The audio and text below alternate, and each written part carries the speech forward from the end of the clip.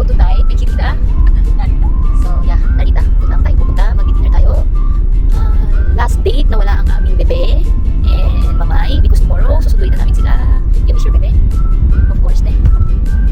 Do you think bebe miss me? Of course, ne. Hi. So yeah, mag-video na lang tayo ulit pagdating natin ng Narita. Pero hindi pa namin alam kung saan kami kakain. So saan ba tayo kakain? What restaurant? Go. Teko. Oh my God. Yeah, okay. See you guys. Bye. So, ayun nga, no? 7 pa lang to ng gabi, pero tingnan nyo naman, sobrang dilim at wala ng tao talaga niyan. Sobrang tahimik dito sa Japan, di katulad sa Pilipinas, 7 ng gabi, dun para naglalabasan yung mga tao, no? Pero dito, tingnan nyo, sobrang linis. Wala kang makikita, kundi wala daan, tapos sasakyan. Pero andyan pala si Lolo, no? Ayan, no? Nakasalubong namin si Lolo. Tapos nagbatean lang kami. So malapit na tayo doon sa pupuntahan natin, sa kakainan natin. Tapos may nakita pa akong puwet ng ano ba yun? Hulaan nyo na lang, no? I-comment nyo na lang. Tapos ayan, konting lakad na nga lang at makakarating na tayo sa paruroonan natin.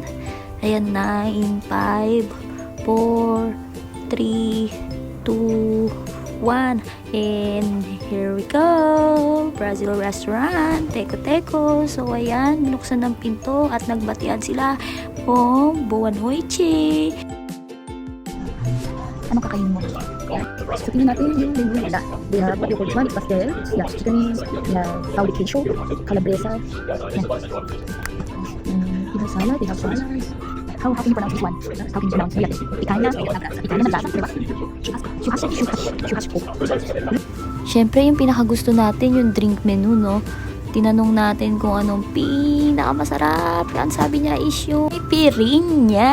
So, yan. Sinerve sa atin ng caipirinha. Syempre, hindi hindi natin yan titikman, no? So, yan na. Higupin. Halo pala muna. Haluin. Ang daming dalian mo na. Higupin mo na yan. Tikman na yan. Okay, ayan na nga. So, hinigop. Uy, tumirik ang mata. So, kitang-kita naman sa mukha, no? Approve. So, syempre, dito naman tayo sa pagkain dahil egg is life tayo, dinoble pa ang itlog. Tapos yan, ang in-order niya is yung may cheese, tomato. So, my first bite, syempre, hindi naman kayo makakatikim. Sa kanila lang yung first bite.